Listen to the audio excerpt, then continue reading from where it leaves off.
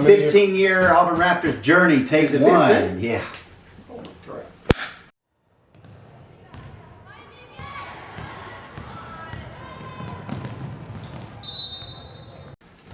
Well, 15 years ago, I had two boys. They were 12 and 9, and I had been coaching them in Auburn's rec programs for a while. And it was just apparent that our community needed more. We needed more focus on the game of basketball. We needed more opportunity for our children who enjoyed basketball to be able to play it longer and at a higher level. And through all that, basketball needed to be a means to help Auburn to grow its capacity and its inventory of facilities. And so I thought this was something worth taking on, and it was just a grand idea until I met you and it started becoming real life. But it wasn't all roses at the beginning. Oh my gosh. My first game, I think we lost 68-3. Mine was 54-5. Yep. But what a great story, because there was great kids on that team, including my son, and it was a start. It was a humble start, but the organization had to get started, and we went over there. And one of our teams that weekend actually won the championship. Sure the did. fifth grade team that weekend won the championship. That So was the their first Raptors did tournament. start with their first tournament championship 15 years ago. We learned a lot through those first couple years. We reached out to a buddy of ours, Franklin Williams, the governor. He used to play at Auburn. He had the team, the Dothan Gym Rats, that had a program already going. So a lot of these guys kind of helped us guide the way, which tournaments to go to, who to stay away from, where to go. And then the word got out, and here comes all these teams and all these people. So Well, we were finding our way, but one thing we had going for us is that Auburn, being a university community, was a place that attracted visitors. And when we decided to host tournaments, we were able to attract a pretty healthy resume of people that came to town that first year. And that tournament was the weekend after Memorial Day. It was the first weekend in June, and we had a lot of we had a lot of teams here that weekend, and we ended up having a pretty successful tournament, which really put us on the map from a region-wide perspective, where people said, "Hey, Auburn, the city of Auburn's got an organization now, and we need to keep them in mind as we make plans for the future."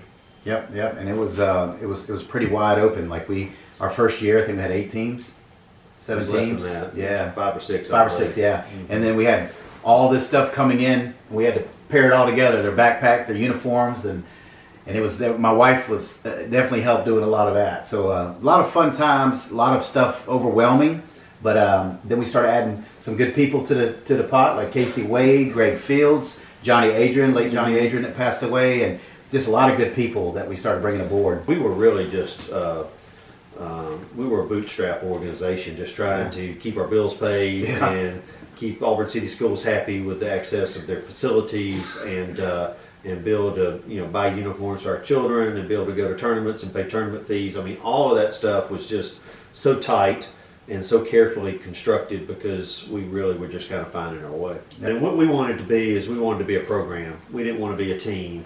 And by being a program, we could create a culture, and we could create an expectation, and we could create, something that people could trust. And then here we are, a few years go by, we're still rolling, and then we get Christine Dean involved. We ask her to take over and help us with the treasure duties and things like that. She's done an amazing job for so many years. And then the message I got one morning, Ron called me and told me he was going to have to step aside, and I got a little nervous there because, for so many years it's been kind of me and Ron, and we added Christine late and a few other people here and there that just helped us keep this thing balancing. And me and Ron talked about this next person that could possibly come in and take the president, role and keep us going in that straight path that we've been, going for so many years. And then I mentioned Lisa, and we thought Lisa Sampson would be awesome at the role. And I kept asking Ron, I said, "You think she'll do it?" He said, "I don't know. All we can do is ask." One of the most important responsibilities in leadership is making sure that you're backfilling the bench that comes behind you, and you're preparing the organization to be sustainable. But certainly, Raptors is an organization that has to maintain strong, great leadership, because it takes a long time to make something valuable to your community, but it takes a very short time to run it into the ditch. And so all the work that had been done over the years to bring Raptors into the prominence in our community and to make it a nonprofit that was seen with respect and honor, with poor leadership, could go backwards very quickly. And so it was time for me to move on. My children had had moved on into their lives, and they were doing other things, and I felt called to focus on something that I'm currently doing right now, and I need to pour some more time into that. And so that was a very strategic decision to take the leadership that had really birthed an organization and had carried an organization and had built an organization to a place where it could now accept a new leader.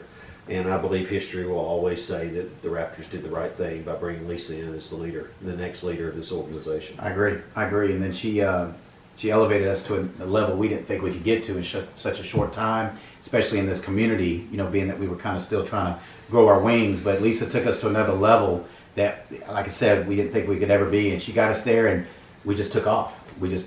And thanks to Lisa, and for doing that. She's done some amazing work all these years. We just, it's our 15 years in. We're still going strong. We've got some changes coming up that you'll hear about very soon. But we want to thank everybody that's had a part of some sort with Auburn Raptors. Probably too many names to even mention. We don't have enough time. But, you know who you are. If you've ever been a part of the Raptors, you know how we greatly appreciate every one of y'all.